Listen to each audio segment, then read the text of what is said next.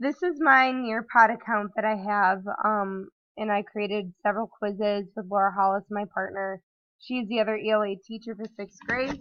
So we did collaborate and try and explore this tool together because it is a lot simpler. So this is a preview of one of the quizzes that we made. We did this based off of Harry Potter, and we used these as comprehension checks, so they were a little bit more informal. So the first question that we wanted to know was simply, did you like the book? Something that we noticed when it came to doing polls where it was yes, no, undecided, it at times it would be just a little bit difficult then for the students to be able to uh, get into the quiz then, and that was something that we didn't like. Um, so further then, once they got into the actual quiz part, we were able to give them multiple choice tests. And these, like I said, were more informal, just basically, did you pay attention?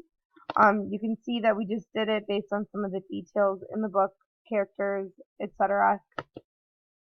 And you can have multiple answers. We just use it as multiple choice. Something we didn't like is that there was no way to differentiate, but for my students who did require differentiation, it was really easy for me to just pull them aside and read aloud to them. So we only did about 10 to 15 questions for the comprehension checks. Basic things like in the final room, they have to participate in the game, what's the game called, and then we would give them their choices.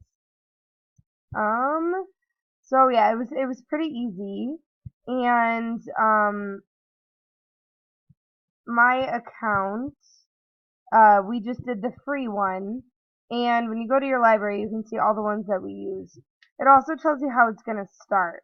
So, for example, this Harry Potter chapters 1, you can see they started with a poll and then they would go into the quiz.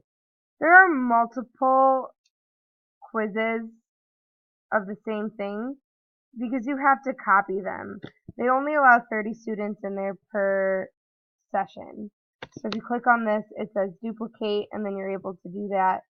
We shared it by going and getting the link, or you can even go to link it to Classroom by going to the live lesson, and it gives you the code and it puts it right into Classroom for you, which I thought was a bonus.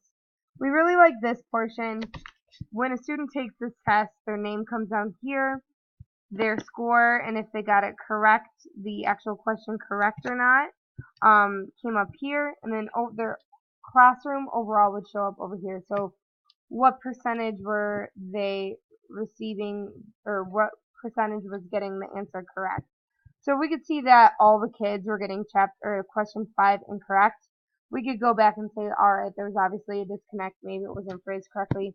Or we could see that one student was totally bombing the quiz, and we could pull them aside and make them retake it. So we really like Nearpod overall, and I would definitely use it in the future.